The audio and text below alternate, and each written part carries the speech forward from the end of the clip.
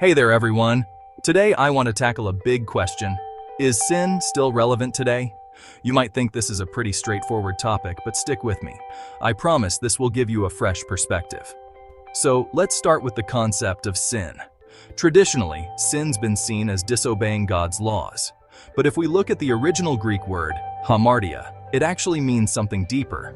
It's not just about actions, it's a state of being, a kind of spiritual disconnect from God. Adam's choice in the Garden of Eden wasn't just a one-time mistake, it set a precedent. It created a spiritual gap between humanity and God that persisted for generations. But then, enter Jesus, the last Adam. His life and sacrifice changed everything.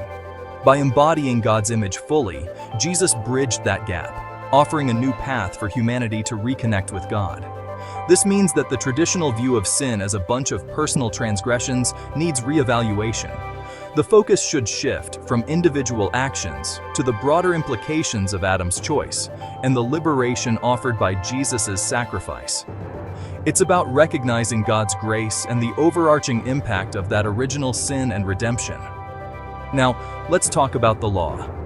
Many people see the law as a set of rules we need to follow to achieve righteousness. But here's the twist. The law was never about making us holy. Instead, it highlighted our inability to reach holiness on our own. The law served to show us the depth of our separation from God, magnifying our need for a Savior. Jesus' arrival and his ultimate sacrifice fulfilled the law, rendering it obsolete. The law was like a mirror reflecting our need for God's grace. With Christ, that separation is bridged, and we're freed from the constraints of trying to earn God's approval through our efforts. It's a total game changer. So, what about morality in this new reality? Just because we're rethinking sin doesn't mean harmful behaviors disappear. Actions like lying, stealing, and murder are still harmful, but they're better seen as contradictions of love, the core principle of the new covenant. Instead of focusing on behavior modification through rules, the emphasis shifts to fostering a genuine connection with God. When we experience God's love and acceptance, our actions naturally start to reflect that transformation. It's an inside-out approach. In this light, while the concept of sin might need a reevaluation, the importance of moral conduct remains.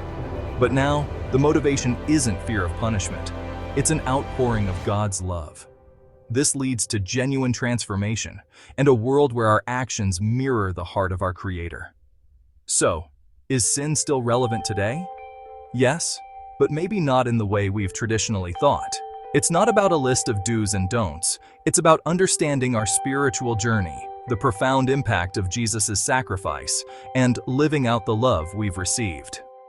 Thanks for tuning in, and I hope this offers you a fresh perspective on a timeless question. Until next time, keep reflecting that love. Take care.